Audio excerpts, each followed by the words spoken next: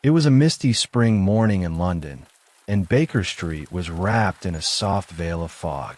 Inside, the fire crackled cheerfully, and Dr. Watson sat with a book while Sherlock Holmes paced the room, deep in thought, as always. Just as the clock struck 8, a gentle knock sounded at the door.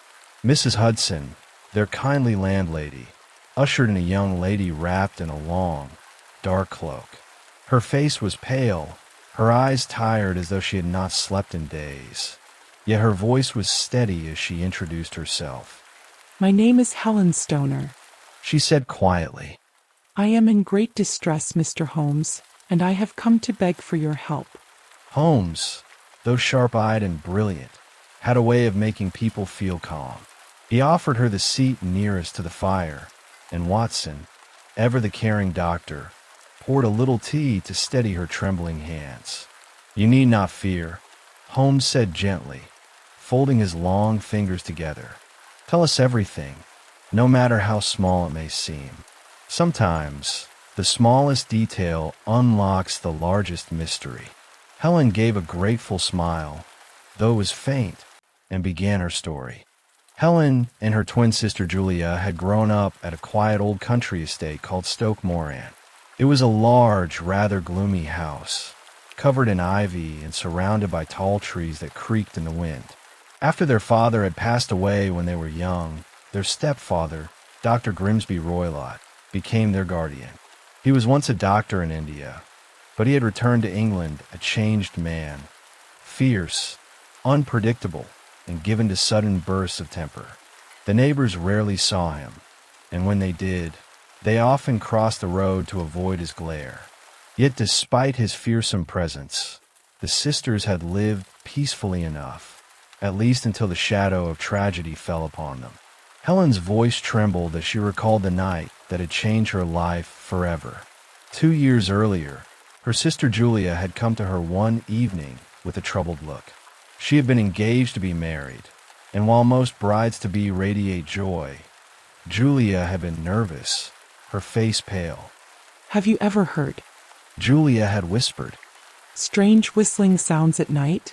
Helen admitted that she had not, and before they could speak more, the household fell quiet. But in the deep of the night, Helen awoke to a scream that still echoed in her memory. Rushing to her sister's room, she found Julia collapsed in the hallway, her face stricken with fear. It was the Speckled Band. Julia gasped before falling still, her words as mysterious as they were haunting. Helen paused in her telling, staring into the fire as though the flames might somehow reveal the answer. Since that dreadful night, she had lived in constant worry, and now, she explained to Holmes and Watson, the situation had grown even more alarming. She herself was soon to be married, and her stepfather had suddenly insisted she move into Julia's old room, the very room where her sister had died. Last night, Helen whispered, her hands tightening around her cup. I thought I heard it, that soft whistling sound. My heart told me it was the same that Julia heard before her end. I cannot sleep, I cannot rest. Please, Mr. Holmes, you must help me before it is too late. Holmes leaned forward, his sharp eyes glinting in the firelight, but his voice was calm and steady. Fear not, Miss Stoner. With Dr. Watson at my side, I promise we shall look into this matter with the utmost care. We will not let the same fate befall you. Watson nodded kindly, and Helen gave a small sigh of relief, though her worry was not gone. She had spoken the truth, and now it was up to Holmes to unravel the mystery. Before Helen could leave, Holmes asked for a few more details. She explained how the family fortune was tied to her and her sister's marriages, and how her stepfather might lose much if they wed. She described the strange household. No servants save for a single old housekeeper, and Dr. Roylott's odd fondness for exotic pets, a cheetah and a baboon that roamed freely across the grounds.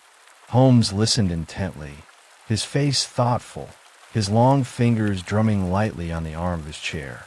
At last, he rose and walked to the window, looking out at the foggy London street.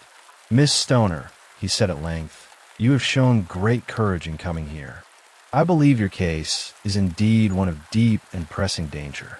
Dr. Watson and I shall accompany you to Stoke Moran to examine your sister's room and the house itself.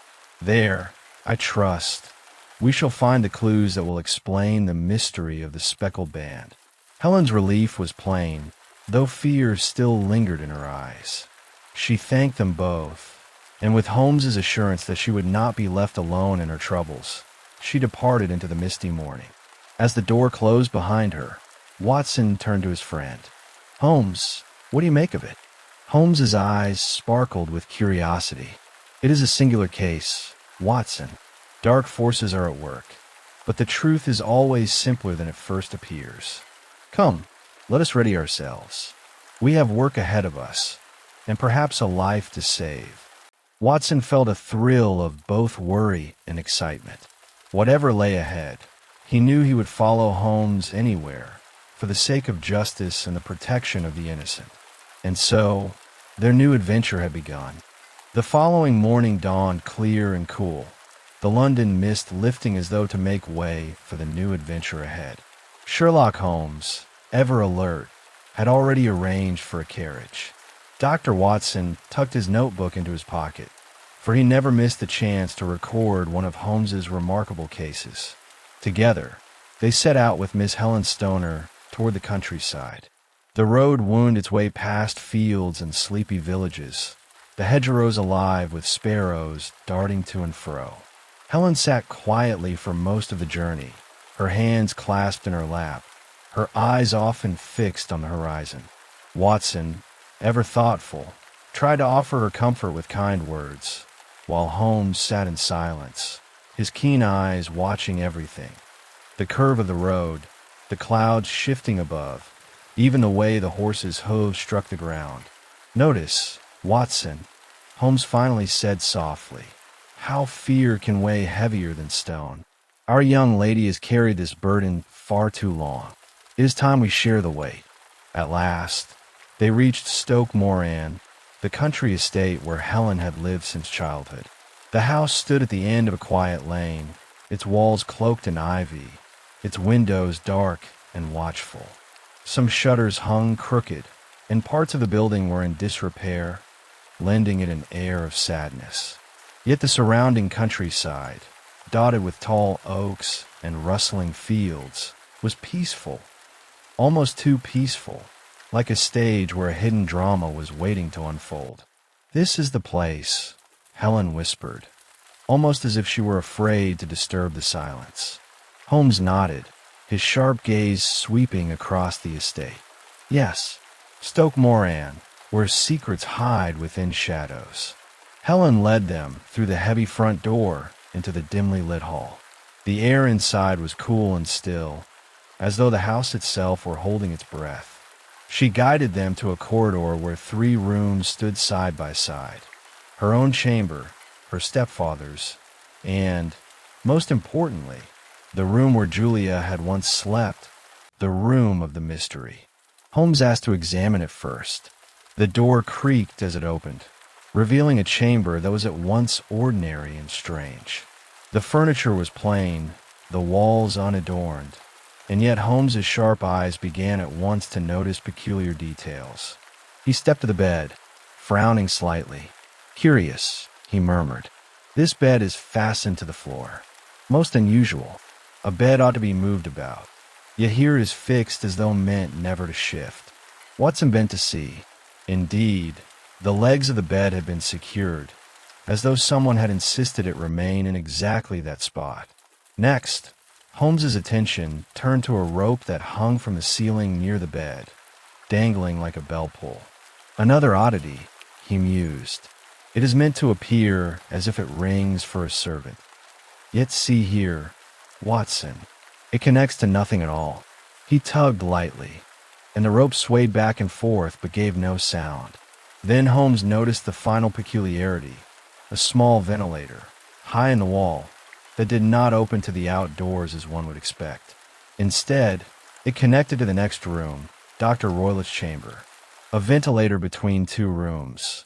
Holmes said softly, almost to himself, "A silent passage for air, or something else."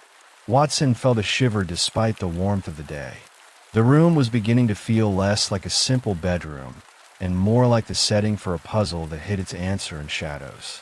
Holmes moved carefully about, examining every corner, tapping the walls, and peering under the furniture.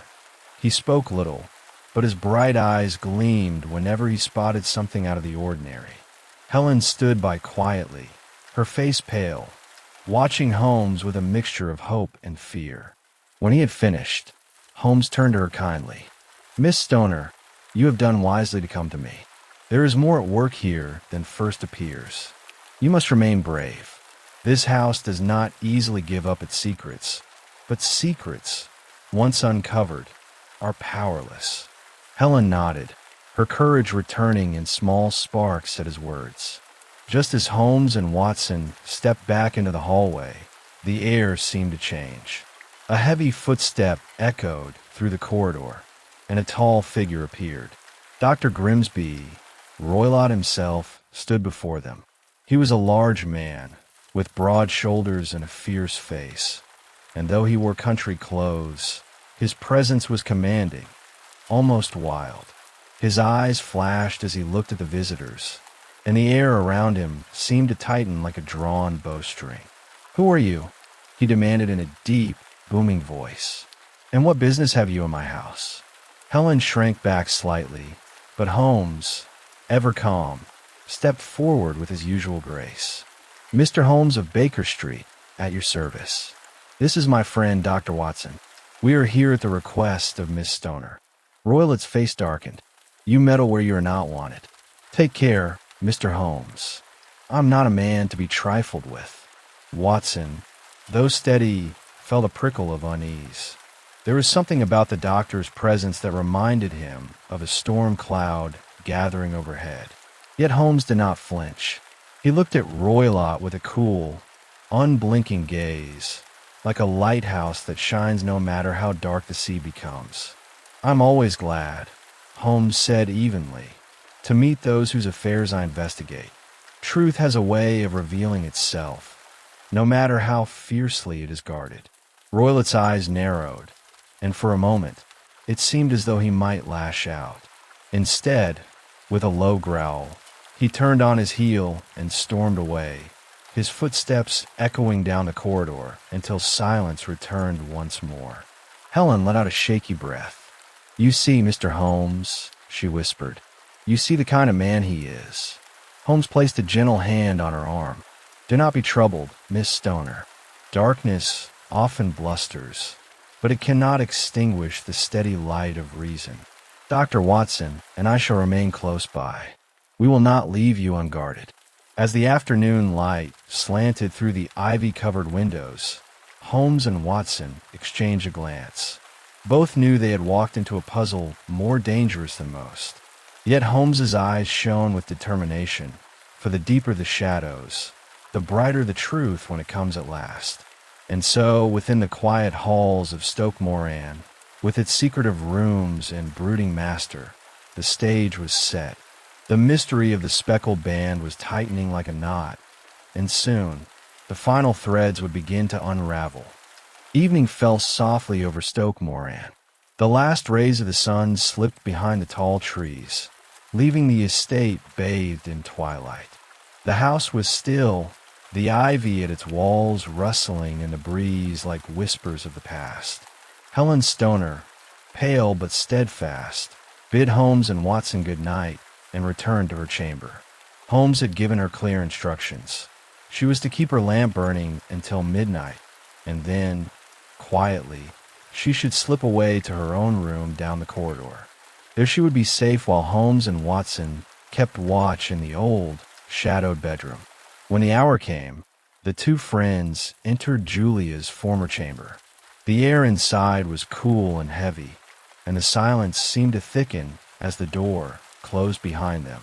A single candle burned low, casting flickering shadows on the walls. Holmes whispered, "Watson, we must be as still as the grave. Not a word, not a movement until the moment comes." They settled quietly, Holmes on a chair beside the bed, Watson near the window.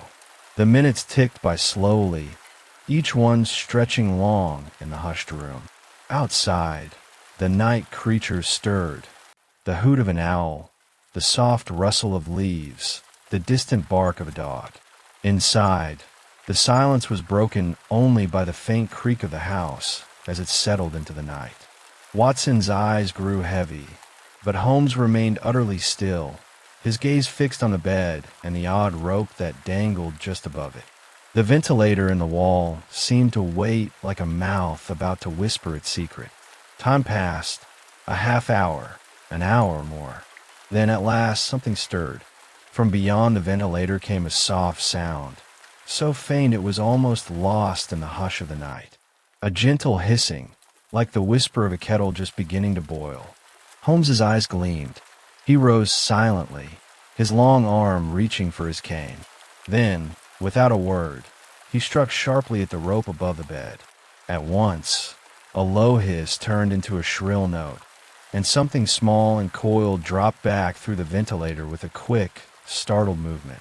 The silence was broken by a sudden loud cry from the adjoining room, the cry of a man in terror.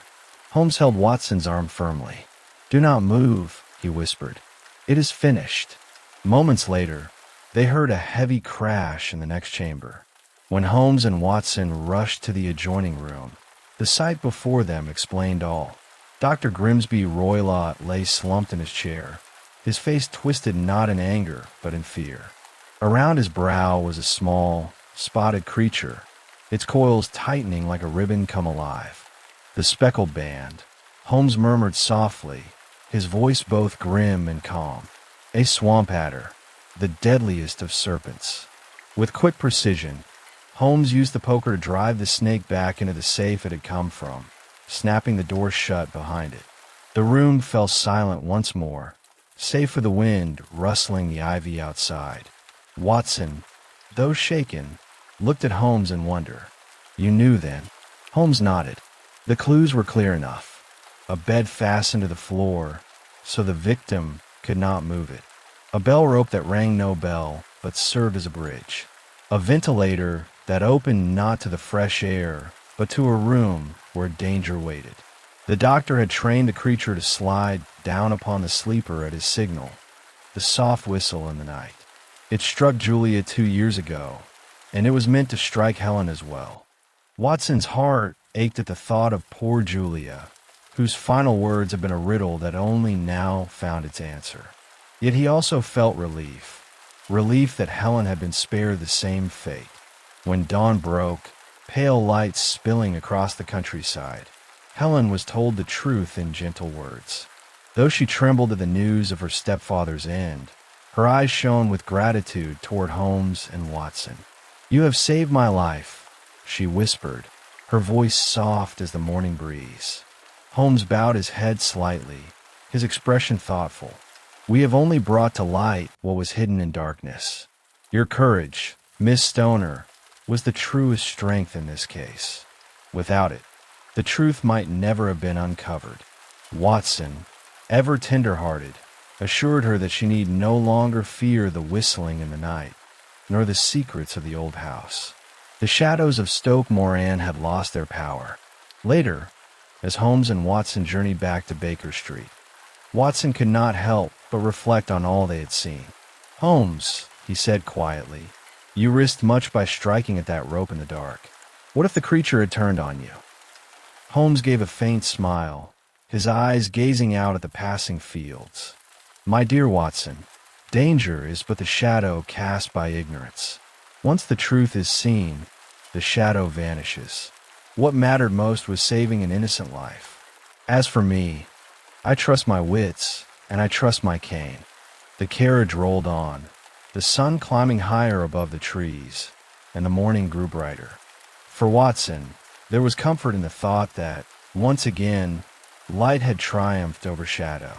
For Holmes, there was satisfaction in the solving of a puzzle, and perhaps, though he never said aloud, in the saving of a soul. And so ended the curious affair of the adventure of the Speckled Band. It was a tale of shadows and secrets, of courage and cleverness, and above all, of the truth shining steadily in the darkest of places.